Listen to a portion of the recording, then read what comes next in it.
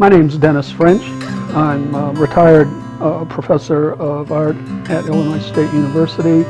I taught the jewelry and jewelry design program at ISU from 1983 to 2008. And that's how I came to know Naomi Towner. My name is James Huddleston. I've known Naomi for, almost 40 years. We first met at ISU back in the early 80s. Then I came to work here at the Art Center, and she helped us with our map assessment with the Museum Association. And we remained friends till she passed. None of her family's local. They're all from Rhode Island, living in New York. They needed some help finding homes for things. There was a few institutions that she specifically wanted things to go to, so we've contacted them.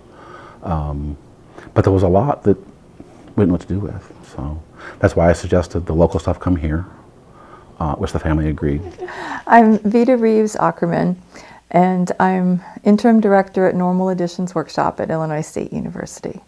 And I first met Naomi in 1989 as a graduate student. She was a professor, and I was very interested in fibers, especially paper, as it relates to printmaking.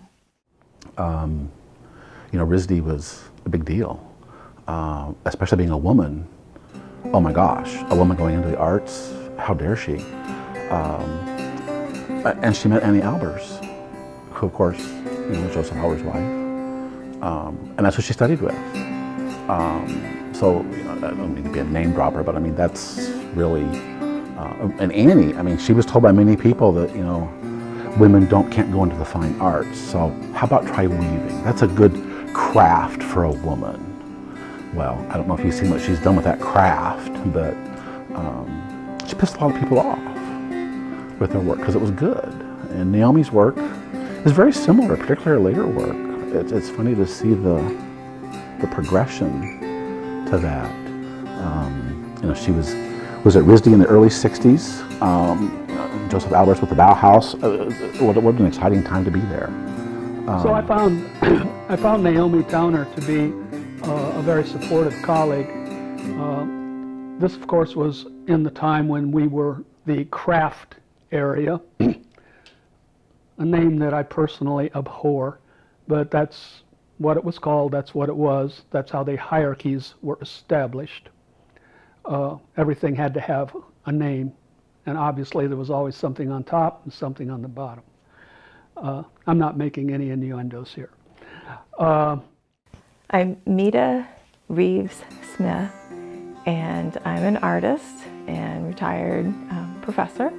And I first met Naomi in 1989, and the class that we had signed up for, my twin sister and I, in papermaking was canceled. And we were so upset in the hallway, and we didn't know Naomi at that time, so we didn't recognize that she was the professor of that class. And she was quite curious as to why we were so upset about that particular class. And it was one of the reasons that we had wanted to come to ISU, besides the printmaking, was the paper, and especially from the source and not from recycling. And so she took us into her office and asked us about our background, asked us to bring some work to show her, and instead of having a full class with it, she did an independent study with us.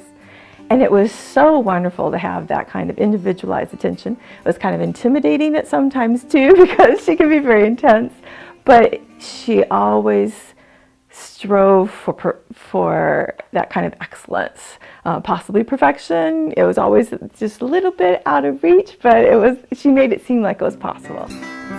She didn't just sit still. Owens Corning approached her with this new stuff called fiberglass. What do we do with it? Is it an art material? What do we do with it? So she wove 50-some samples of these absolutely exquisite weavings, based on ancient weavings, in fiberglass. They're absolutely stunning. Unfortunately, she got really sick doing that, which I think might have prompted her lifelong thing with safety in the workplace for the artist. She really pioneered a lot of and again, upset a lot of people at ISU because they had to redo the ventilation system there because of, she really stressed, you got to take care of people. So when Naomi took a notion to something, she could be quite a pit bull, and she'd follow it through, that's for sure. Well, when I got there in '83,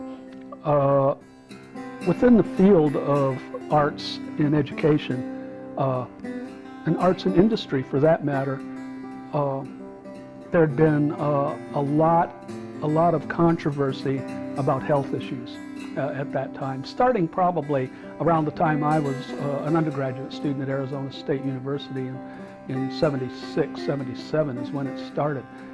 But when I got to ISU in '83, there were 3 programs down in the basement in the craft area. That was Jürgen Suhr in the wood design program. Okay, he was across the hall from the metals program where I was, and down the hall from myself was Naomi Towner.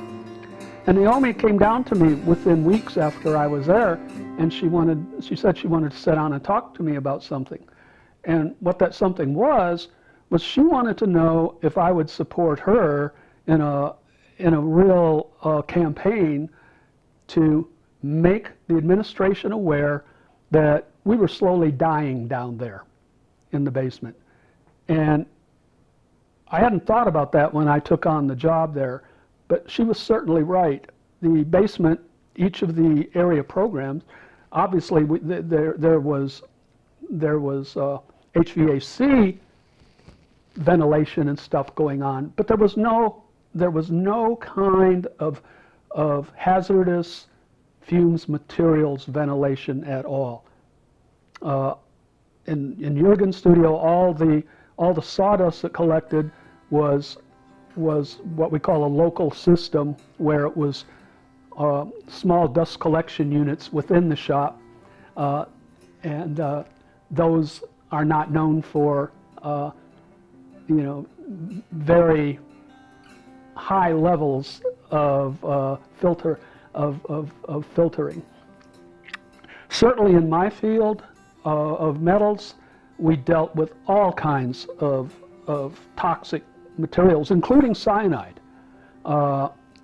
Cyanide is used extensively in gold work, and you have to know what you're doing.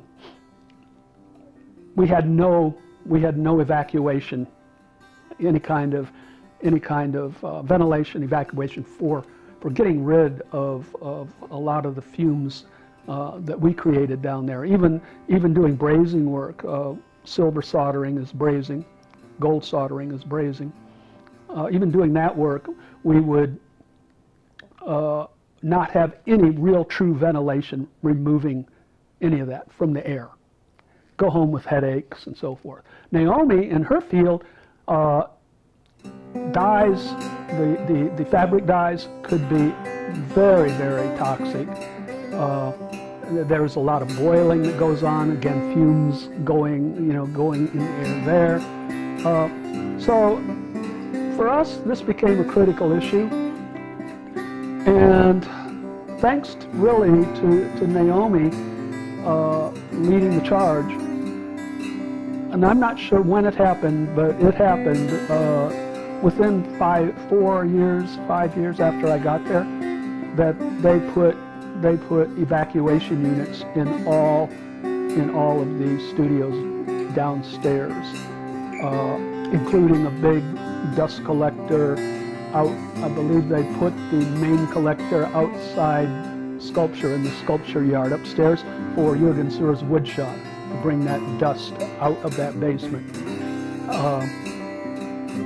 So I do believe, although not many people may know that's really one of her true legacies. Beyond being a very important artist in the fibers field for many, many years. And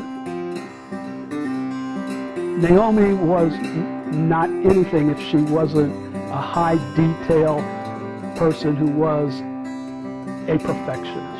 She was an absolute perfectionist. Naomi was a very exacting professor. She was very generous, but she expected full engagement from the students, so that They were demanding in some ways, but in the most generous type of way. And she was kind of a mix of contrasts. She could be kind of formidable. She was a great ally. You didn't really want to be on the opposite side where she was, because she was very strong in her opinions. But she was always about advancing students in their artwork and the way things could be made safely. She was a very early advocate for health and safety, and I think really improved the focus in the School of Art there at Illinois State about health and safety and how to make the environments better for students. I think she was kind of a trailblazer in that way. I spent a few more years working with Naomi before she decided to retire. Numbers had been down. Her classes were extremely small. And unfortunately, they decided to do away with the Fibrous program upon her retirement. And so goes it. You know, what we do in the arts is very fluid. It's organic. It changes, and student interests change over the years as well. But she did an excellent job, and she was a great colleague. I'm really thrilled with this show. As a student, I got little hints of her work, but I never got to see an exhibition like this. And so I think it's vitally important for someone who was such an expert in her field and such a dynamic professor to have a legacy that is appreciated.